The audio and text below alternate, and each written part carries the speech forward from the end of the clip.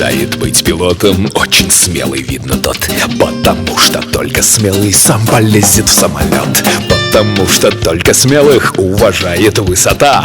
Потому что в самолете все зависит от винта.